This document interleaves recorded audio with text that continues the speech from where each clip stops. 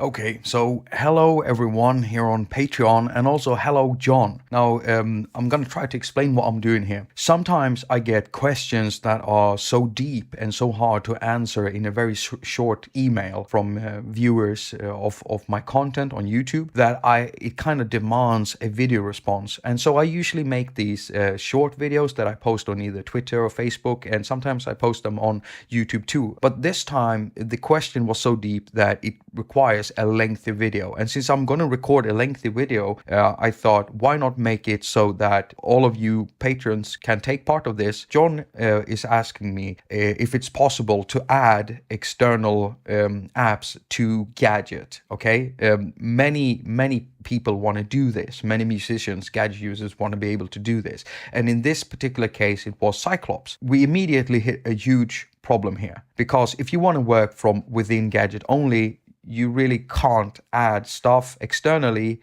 and sequence that, because Gadget doesn't have MIDI out. It doesn't look like it's going to come anytime soon. It has MIDI in, so it's possible to sequence Gadget from other stuff. And so if you want to use like stuff from Cyclops, I'm just going to show it. This is Cyclops by Sugarbyte. I know my face is in the way. Let's do it like this. Can you still see me? This is Sugarbyte's Cyclops right there. The thing with Sugarbyte Cyclops is that it's really awesome, and so I can understand why John and others would want to add Cyclops sounds into Gadget. My initial response would have been sample it. Just sample it, make loops, use another app to sequence it and sample it, and import that into Zirish, or make sure the loops just import it into Bilbao, for instance. Why not in like sample a short thing like a bass note and use it in Vancouver, because you can do some pretty awesome stuff with that too. But the thing is, John doesn't want to do that. He wants to be able to sequence Cyclops together with Gadget. And so since we don't have any MIDI out system inside Gadget, we can't sequence Cyclops with Gadget. Now we have to find an external app to do that, and that app also has to be able to sync to Gadget, and the best way to do that is by using Ableton Link. And so I've got Ableton Link turned on here, and then I went out looking for apps. Now Cubasis would have been my go-to choice, because I love Cubasis. It feels natural for me to work with that. But Cubasis doesn't have Ableton Link. Okay, so then we have to search for another alternative. So it would be some kind of a simpler MIDI sequencer, or maybe ModStep, because ModStep has Ableton Link. So in that case, we would be running Gadget synced to ModStep, and then we have to do everything we want to do with Cyclops inside ModStep. And so we have to have them synced, and then we have to switch between the project, the apps, to actually launch clips in ModStep for Cyclops and then do stuff inside Gadget for Gadget. It's not going to be an easy thing. It's not going to be like a production environment. It's going to start becoming something more like a live performance. And if you're going to perform live with it anyway, which is it's going to turn into that, then why not use just one app? You could use ModStep to sequence every gadget inside Core Gadget. My natural choice would be to use Craft. This surface, like Craft, for anyone who doesn't know, Craft contains a drum rompler with drum sounds. It contains effects. It contains a synthesizer. So you can make all the sounds internally inside Craft, but it also has MIDI out. I've got several videos on my channel showing Craft.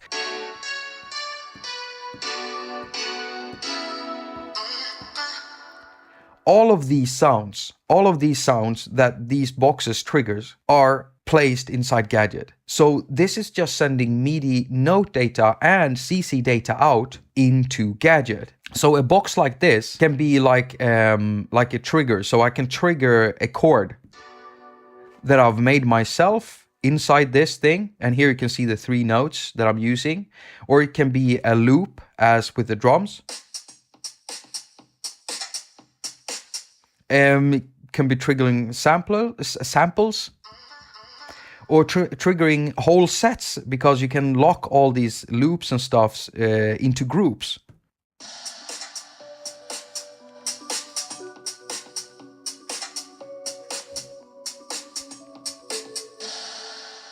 And now we are working from within one environment and just sending MIDI data out into Gadget. And so inside Gadget, we can just keep filling up gadgets and just make sure that they're responding to the right MIDI channel, choose the right MIDI channel when we're making new notes and stuff, new clips inside Craft. So it sends out MIDI to the right gadget, and work from there and build up a surface. It takes time, but when you're done making a project, you've got a performance project which you can film. So it's more than just making music, you're also making a performance thing. And I recommend that more than anything, because this way we can now add Cyclops to the mix. I'm going to move this out of the way.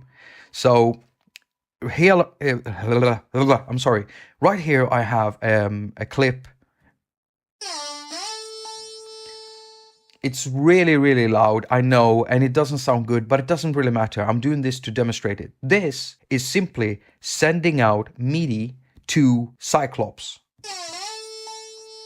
And so this way we can add other apps. Now we're gonna hit another thing here, because now we have to record all the audio from all of the apps we're sequencing. And so we can actually hit a limit with our hardware very quickly here, and we'll be getting into clicks and pops if we're not careful. Gadget itself is heavy if you're using many gadgets, and that's why I built this thing to only hold gadgets inside Gadget and nothing else, and then just triggering it with Craft. So if we want to do it like this, now we have this issue of, let's see here, I'm going to close down this and this, go here.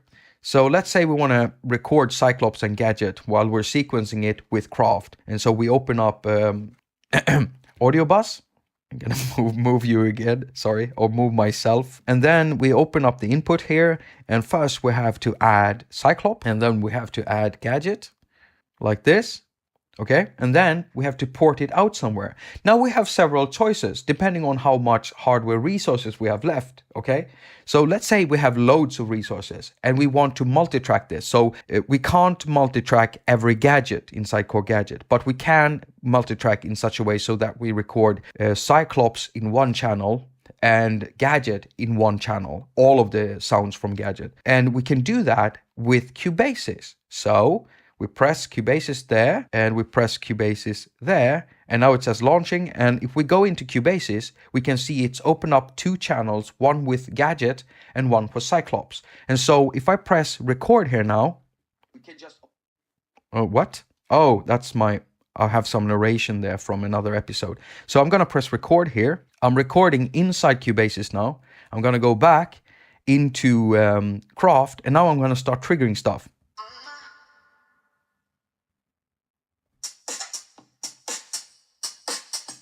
Why can't I hear...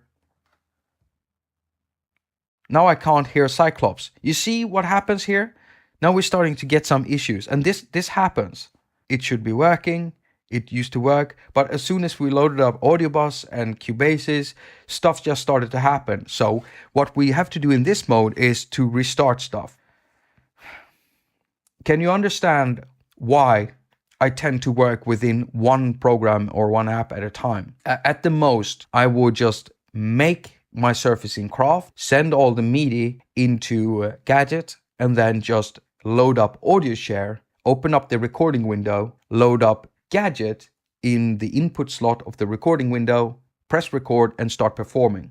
Press stop when I'm done performing, and I have my finished track with my Craft and Gadget performance. So there's 3 apps that my system has to handle, and it's very, very stable. But in a situation like this, stuff goes unstable quite often. And so that's why John and anyone else that might be interested in this, when you want to use external stuff from other synthesizers inside Gadget, then I urge you to record it inside a sequencer, bounce out waves, and import that into either Zdish, because when you're exporting it from something like Cubasis, you can actually get it into the right bars, tempo and everything, so it will sync properly inside Gadget, and or take clips of it, send it into Bilbao so you can trigger it, or make even smaller, shorter samples, like one bass sample, send it into Vancouver, layer it up with another bass sample from Cyclops or Unique or Thor or any other Nave from Waldorf, any other synthesizer to make your stuff. So John, even though you do not want to work like that, I do recommend it, and I think you can see why this is a problem. Since Gadget doesn't have MIDI out, this is the problem when you want to add external stuff. As long as you're working within Gadget, you really don't have a problem. I love working with Gadget as it is. It's a bit of a downer that it doesn't have MIDI out, but that's what it is, and so I try to find ways around it instead. And so sampling is definitely one way around it. I'm sorry, but that's the way I do it, and that's what I recommend you doing if you do not want to work from within a control surface like Craft. Then just go and watch my Bay performance video. Search for Hack Attack Bay Craft Gadget and just watch the video, watch what I'm doing there, and then you can check. I've got like a Craft playlist, so you can find the tutorial for how I built this surface and stuff. So I recommend you, John, and anyone else here on Patreon to just go check it out if you haven't yet. I also want to say thank you for all your pledges. It means a lot to me, and I also want to say hello and welcome to all new Patreons. There's been an increase of Patreons here on my Patreon site, and I'm eternally grateful for that. Thank you for doing that. You're awesome, and I'm gonna keep making videos. I don't know if you like this one. I know it's unstructured. As you can see, I needed a lengthier response in order to be able to fully explain myself and not just say, hey John, I recommend this, bye. I don't work like that. I try to give an explanation for everything. As usual, I wish you a very productive week. Now go finger all of your stuff and have a lot of fun doing it. And now I'm gonna look like an idiot trying to find the off button. Come on.